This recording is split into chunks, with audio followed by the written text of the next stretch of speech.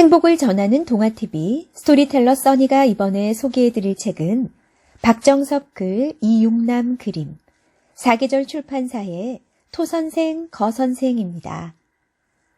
스토리텔러 써니의 동화TV에는 이솝 우화인 토끼와 거북이의 경주 이후를 다룬 책들을 소개한 바 있습니다. 바로 유설화 작가의 슈퍼 거북과 슈퍼 토끼인데요. 이번에 소개해드릴 책은 이 책과는 조금 다른 시각에서 토끼와 거북이 경주 이후의 이야기를 그리고 있어요. 경주에서 진 토끼가 거북이를 끝까지 찾아가서 다시 경주하자고 떼를 쓴다는 내용이 줄을 이루고 있는데요. 독특한 소재로 인기를 끌었던 감기 걸린 물고기의 박정섭 작가가 새롭게 선보인 창작의 세계로 잠시 떠나볼까요? 자신감에 차 방심하고 경주에서 진 토선생. 자존심을 빼면 시체인 토선생은 혼자 괴로워하다가 다시 한번 경주를 하자며 거선생을 찾아갑니다. 거선생은 끝난 경주라며 제 경주를 거부하죠. 토선생은 이때부터 온갖 방법으로 거선생을 꼬십니다.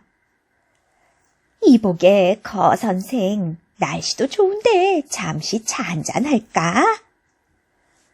이보게 거선생, 이게 말이야 아주 질 좋은 당근이야. 한번 먹어볼 텐가? 하지만 거선생의 반응은 미지근합니다. 이때 토선생이 색다른 제안을 합니다. 자네가 이 등딱지를 짊어지고 달려서 느린 거면 내가 그 등딱지를 짊어지고 달리지. 어떤가? 이제 공평하지 않은가? 토선생은 거선생의 대답도 듣지 않고 등딱지를 짊어지고 달리기 시작해요. 등딱지를 벗어버린 거선생은 추위에 벌벌 떨면서 잠시 잠이 든 토선생을 거의 따라잡았어요. 토선생, 내 등딱지 좀. 이보게 거선생, 지난 일을 가지고 이러면 난 정말 섭섭해.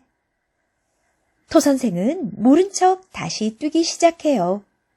그러다 갑자기 나타난 깊은 구덩이에 빠지게 되죠. 아까는 분명히 없었는데 설마 없던 구덩이를 만든 건 아니겠지? 이보게 작가 양반, 이건 너무하지 않나?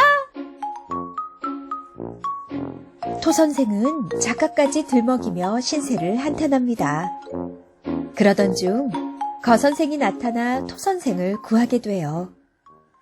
하지만 추위로 녹초가 된 거선생은 이제 한 걸음도 걸을 수가 없었어요. 상황이 이렇게 되자 토선생은 경주를 포기하고 자신을 구해줬던 거선생을 구하기 위해 거선생을 업고 산 아래로 내려가려 합니다. 하지만 그 거리가 만만치 않아요. 거선생을 업고 내려가다 지친 토선생. 바로 그때 누군가의 목소리가 들려옵니다. 이미 답은 토선생이 쥐고 있지 않은가? 이 목소리는 과연 누구의 목소리일까요? 작가일 수도 있지만 바로 이 책을 보는 우리 아이들의 마음이 아닐까요? 토선생은 바로 해답을 찾아 거선생과 안전하게 갈 수 있었어요. 이 그림책은 거선생과 토선생이 주인공이지만 중간중간 작가와 독자의 목소리가 첨부되면서 색다른 이야기로 전개해 나가요. 특히 사파 역시 단순한 그림이 아닌 김홍도의 풍속화와 산소화 등과 유사한 구도와 터치감으로 그림책의 묘미를 살리고 있습니다. 책 겉표지에서 토선생과 거선생이 등을 대고 서 있는 장면이 있는데요. 뒷표지에서는 액자가 텅 비어 있어요. 혹시 거선생 입장에서 본 제2편이 나오게 될 것이라는 것을 암시하는 건 아닌지 스토리텔러 써니는 기대가 됩니다. 토선생과 거선생은 이제 서로 경쟁하지 않고 서로를 도와가며 살아갈 수 있을까요? 이에 대한 해답은 우리 모두의 상상력에 맡기기로 해요. 지금까지 행복을 전하는 동화TV 스토리텔러 써니가 리뷰한 박정섭 작가의 토선생, 거선생이었습니다.